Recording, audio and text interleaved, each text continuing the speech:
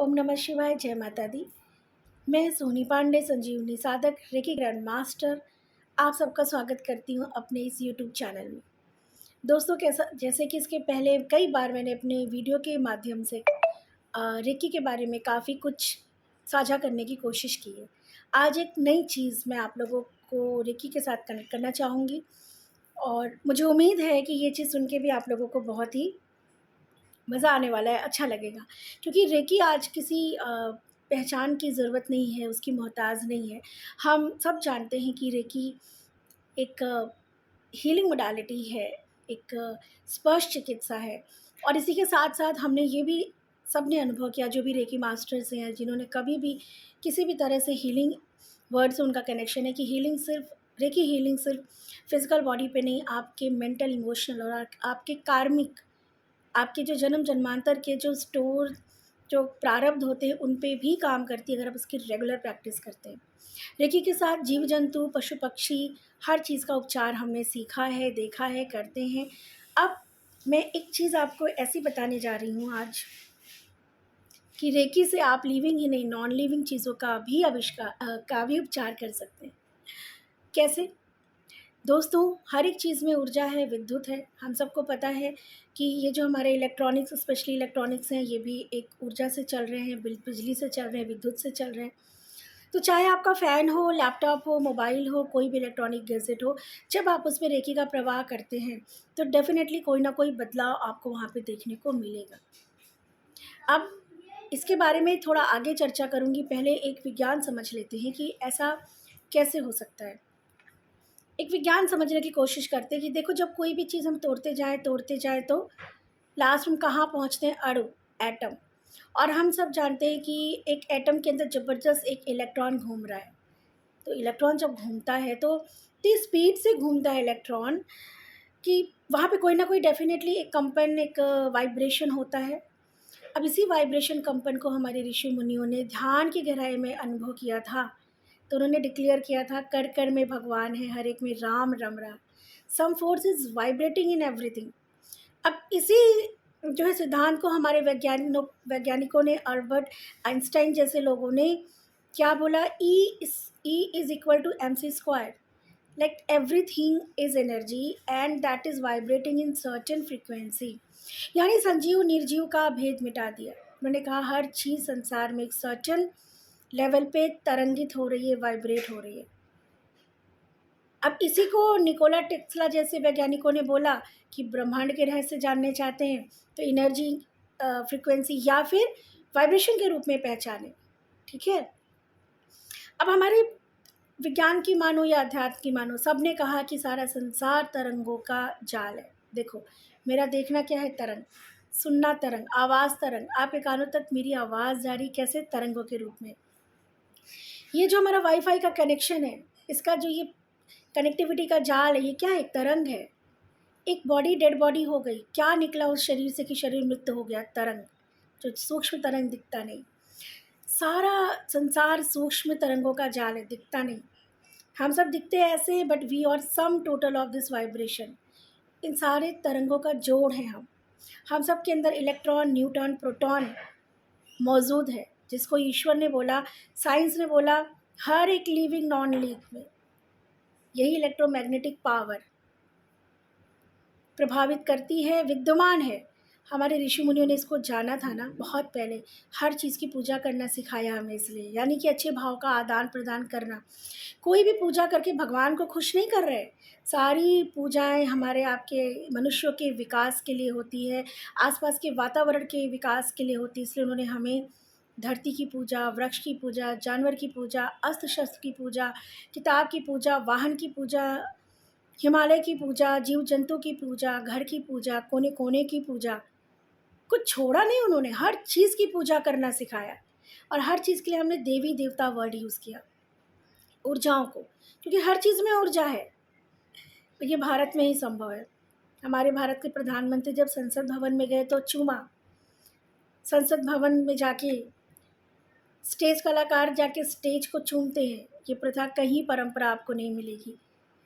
हर चीज़ की पूजा करना, सम्मान करना सिखाया गया है। देखिए, भगवान के मंदिर में जो मूर्ति, उसमें भगवान नहीं है, हम और आप पैदा करते हैं। कैसे? एक कलाकार मूर्ति बनाता है, हथौड़े मारता है, उसके दिमाग में नहीं होता कि भगवान है, उसका काम है। वही मूर्ति व्यापारी के पास जाती है, उसके दिमाग में भी नहीं कि भगवान है। हज़ारों शंकर और गणेश जी, माता लक्ष्मी, माँ दुर्गा बनाते हैं। वही मूर्ति जब मंदिर में आती है तो हम कहते हैं प्राण प्रतिष्ठा करेंगे। प्राण प्रतिष्ठा कैसे करेंगे? हम प्राण डालेंगे कैसे? मतलब जब हज़ारों लोग सद्भावना से, एकाग्रता से उस मूर्ति की तरफ तरंग भेजते हैं, तो मूर्ति उन तरंगों से जागृत होती है। आप जिस चीज़ को श्रद्धा सद्भाव से देख लोगे, उसमें भगवान पैदा हो जाएगा, पॉज़िटिविटी। भगवान एक प्योरिटी है। हम एक ऑर्डिनरी जो है किताब एक दुकान से लेके आए, ऑर्डिनरी किताब, अब उसको अगर हमने समझ लिया कि ये गीता है, तो हमने उसको गीता को सँभाल के रखा क्योंकि वो हमारी हॉली बुक है।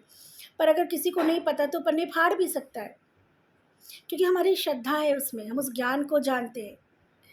हमारे घर में जो 4-5 मूर्तियाँ हैं या आपके घर में जो मंदिर है, उसमें घर के जितने भी सदस्य हैं घर के, जब वो उसको पूजा करते हैं, जब अपनी आस्था उसके अंदर जागृत करते हैं कि ये रक्षा करेगा, ये धन देगा, ये हमें हमें ये विद्या देगा, तो वो मूर्ति जागृत, वो भाव से मूर्ति जागृत हो जाती है और रिफ्लेक्शन हमको मिलता है उसका। लेकिन भाव बहुत ज़रूरी है, लालच नहीं। तो रेकी में आने के बाद ना एक ऑर्डिनरी से एक्स्ट्रा ऑर्डिनरी हम हो जाते हैं। हम इन चीज़ों को इस लेवल पे समझने लगते हैं। अब ये बातें बताने का मूल कारण तात्पर्य क्या था कि आप अपने घर में, अपने ऑफ़िस में, अपने सामान के साथ कैसा व्यवहार करते हैं आप, वही आपको वापस रिफ्लेक्ट करता है। आप घर में आते हो, दरवाज़ा ज़ोर से खड़ाक से हम बंद करते हैं, बम बम, चप्पल इधर-उधर फेंक देते हैं, कोलाहल करते हैं। बाहर तो हम इतने अच्छे से रहते हैं और घर में आने के बाद हम कैसे हो जाते हैं। हम चीयर कर्रर करके खींचते हैं, कितना वायलेंस, कितना नॉनसेंस हम जो है साउंड क्रिएट करते हैं। वही रिफ्लेक्शन हमें आता है। कपड़े अस्त-व्यस्त पड़े हुए हैं, घर में हम बिल्कुल अनकॉन्शियस हो जाते हैं। हमें आता सब कुछ है। हम जब मंदिर में जाते हैं, दीवारों को चूमते हैं, मंदिर के चौखट को चूमते हैं। क्या यहाँ आप वो काम करते हैं? क्या आपने घर के दीवारों को चूमा कभी? हमें वास्तु के रूप में सिखाया गया है घर के कोने-कोने का सम्मान करना, पानी का सम्मान करना, उसका बचत करना, खाने का सम्मान करना, अन्नपूर्णा, जल देवता। आप अपने घर के चौखट को चूमते हो कभी? जो आपकी रक्षा सुरक्षा करता है और जिसकी वजह से आप चैन से सोते हो। क्या कभी उठ के अपने दरवाजे को सुबह धन्यवाद करते हो? क्योंकि हमारा तो लकड़ी का दरवाज़ा है, हमें तो पता ही नहीं कि कितनी बड़ी ऊर्जा है और हमारा प्रोटेक्शन है। इस प्रोटेक्शन की वजह से हम आराम से सोते हैं। तो सिर्फ़ कहने का इतना मतलब है कि रेकी हमारे जीवन में हमारी पूरी जीवन शैली को बदल देती है। हमारे अंदर से एक जो आत्म चेतना जो जागृत होती है, हमें कण-कण में सच में हमने सुना तो है, हम बोलते भी हैं पर भगवान दिखता है। हमारी सोच बदलती है, सोच बदलेगी तो जीवन बदलेगा। हमारे ये नवग्रह हमारे 7 चक्रों पे पूरी तरह से हमारे 7 चक्रों का, जिनको 7 चक्रों का ज्ञान है वो जानते हैं कि अगर आप अपने चक्रों पे काम करेंगे, आपके ग्रह भी धीरे-धीरे बैलेंस हो जाएँगे क्योंकि वो अपनी पूरी एनर्जी आपको दे रहे हैं। सूर्य भगवान अपनी पूरी एनर्जी दे रहा है। लोग कहते हैं चंद्रमा खराब है, सूर्य खराब है, ये नीच का, ये उच्च का।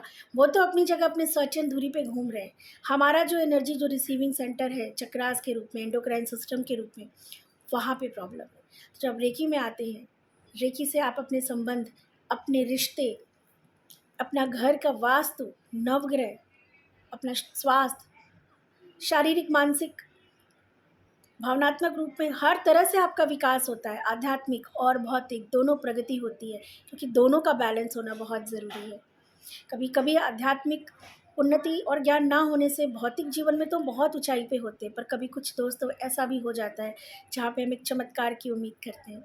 और वो चमत्कार की उम्मीद बाहर से कहीं नहीं होती। वो चमत्कार आपके भीतर से अगर वो चेतना जागृत है तो ही हो सकती है। तो आज के समय में आध्यात्मिक और भौतिक दोनों बैलेंस होना, दोनों की उन्नति और प्रगति होना बहुत ज़रूरी है। और मैं आशा करती हूँ कि आप लोग ज़रूर इस विषय पे ध्यान देंगे, रेकी से जुड़ेंगे क्योंकि मैं एक रेकी मास्टर हूँ, सालों से रेकी कर रही हूँ। अपने जीवन में बदलाव, अपने घर में बदलाव, अपने आस-पास के वातावरण में बदलाव मैंने महसूस किया है। सालों से इसकी प्रैक्टिस इसीलिए कर रही हूँ क्योंकि मुझे इसका एक्सपीरियंस अनुभव है और मैं चाहूँगी कि आप भी अपने जीवन में जैसे बहुत सारी चीज़ों के लिए समय खर्च करते हैं, पैसा खर्च करते हैं, हमें मालूम भी नहीं होता कि हम क्यों कर रहे हैं, क्या कर रहे हैं, या हम खर्च करते हैं लेकिन उसका इन रिटर्न हमें उस रूप में नहीं मिलता। बट रेकी के लिए अगर आप अपनी इन्वेस्टमेंट करते हैं, अपने इन्वेस्टमेंट किस चीज़ का? विश्वास का, समय का, सर्टेन प्रैक्टिस का, ये आपको इन रिटर्न बहुत कुछ देती है दोस्तों। तो आध्यात्मिक और भौतिक दोनों प्रगति बहुत ज़रूरी है। Thank you so much. God bless you all.